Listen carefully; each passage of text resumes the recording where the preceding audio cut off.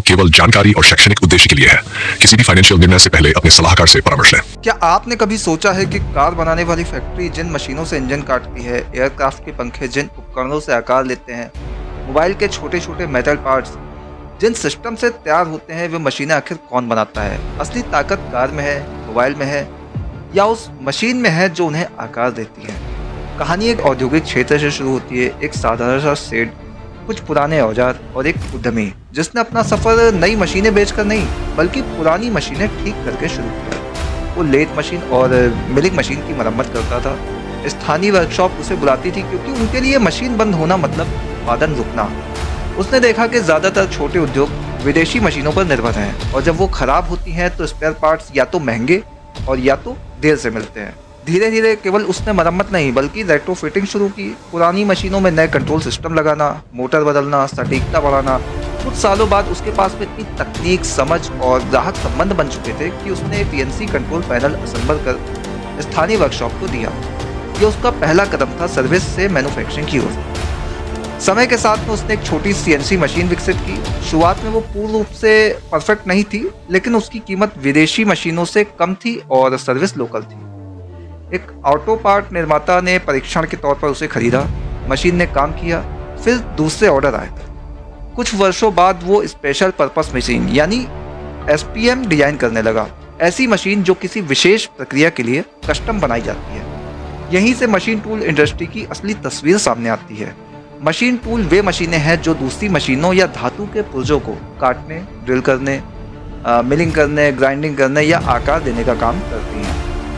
सरल शब्दों में, यदि आप धातु का पार्ट बना रहे हैं तो आप जिस मशीन टूल का उपयोग कर रहे हैं, ये उद्योग हर मैन्युफैक्चरिंग सेक्टर की नींव है।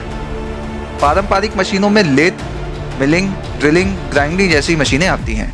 ये मैनुअल या अर्ध स्वचालित होती हैं और कुशल ऑपरेटर पर निर्भर करती हैं।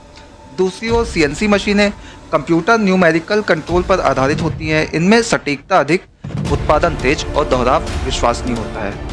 आज ऑटोमोबाइल, एरोस्पेस और इलेक्ट्रॉनिक जैसे क्षेत्रों में सीएनसी और ऑटोमेशन अनिवार्य हो चुके हैं। ये उद्योग किन किन क्षेत्रों को सपोर्ट करता है, इसे समझना जरूरी है। ऑटोमोबाइल उद्योग में हर engine part, gear, soft machine tool से बनता है। एरोस्पेस में उच्च सटीकता वाली मशीनें आवश्यक हैं क्योंकि एक माइक्रोन की गलती भी जोखिम बन सकती है। डिफेंस सेक्टर में विशेष मिश्र धातु के पुर्जे बनते हैं जिनके लिए उन्नत मशीनिंग चाहिए। इलेक्ट्रॉनिक्स उद्योग में छोटे मेटल फ्रेम और मोड भी मशीन टूल से तैयार होते हैं। यहाँ तक कि छोटे एमएसएमई जो फर्नीचर फिटिंग या कृषि उपकरण बनाते हैं, वे भी मशीन टूल पर निर्भर हैं। राजस्व मॉडल केवल मशीन बेचने तक सीमित नहीं है। मशीन की बिक्री प्रारंभिक आय देती है, लेकिन असली स्थिरता एएमसी यानी वार्षिक मेंटेनेंस कॉन्ट्रैक्ट से आती है। Spare part, tooling, software upgradation, retrofitting, ये सभी अतिरिक्त राजस्व स्रोत हैं। कई कंपनियां मशीन कम मार्जिन पर बेचती हैं, लेकिन सर्विस और स्पेयर लंबे समय तक लाभ कमा के देते हैं। यदि ग्राहक आपकी मशीन पर निर्भर है तो संबंध वर्षों तक चलता है। इस उद्योग में प्रवेश की बाधा ऊंची है। भारी पूंजी निवेश, उच्च तकनीक विशेषज्ञता और डिजाइन क्षमता भी आवश्यक है। केवल असेंबली पर्याप्त नहीं है, सटीक इंजीनियरिंग और गुणवत्ता नियंत्रण आवश्यक है। अनुसंधान और विकास में निवेश करना पड़ता है क्योंकि तकनीक तेजी से बदल रही है। Multi axis, CNC, automation, data monitoring, ये सब आधुनिक मशीन टूल का हिस्सा है। भारत के संदर्भ में देखें तो मेक इन इंडिया और मैन्युफैक्चरिंग पर जोर ने नए अवसर बढ़ाए हैं। देश अपनी उत्पादन क्षमता बढ़ाना चाहता है, जिससे मशीन टूल्स की मांग स्वाभाविक रूप से बढ़ती है। लंबे समय तक भारत कई उन्नत मशीनों के लिए आयात पर निर्भर रहा है। यही आयात निर्भरता स्थानीयकरण का अवसर भी है। यदि भारतीय निर्माता गुणवत्ता और तकनीक में निवेश करे तो ये विदेशी मशीनों का विकल्प बन सकते हैं।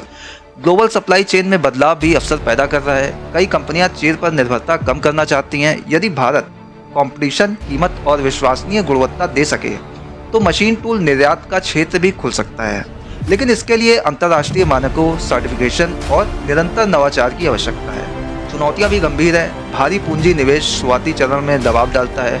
मशीन डिजाइन और परीक्षण में समय लगता है। स्किल गैप भी एक वास्तविक समस्या है।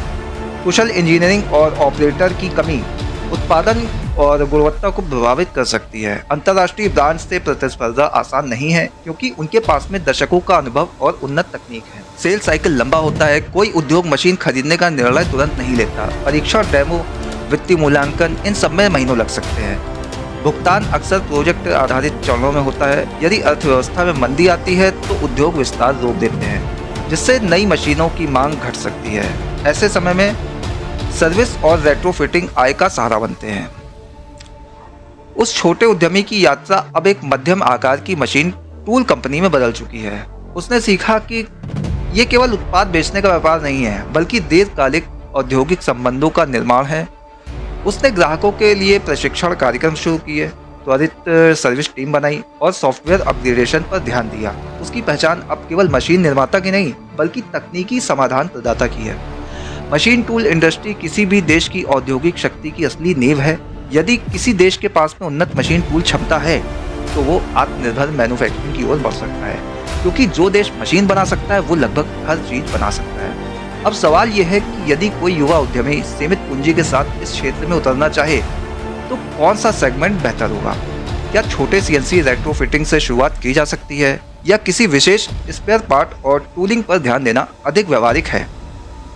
और सीएनसी मशीन मैन्युफैक्चरिंग में असली मार्जिन कहाँ छुपा है, मशीन में या फिर सर्विस में? अगले वीडियो में हम इसी पर गहराई से विश्लेषण करेंगे, ताकि निर्णय भावनात्मक नहीं बल्कि ठोस और औद्योगिक समझ पर आधारित हो।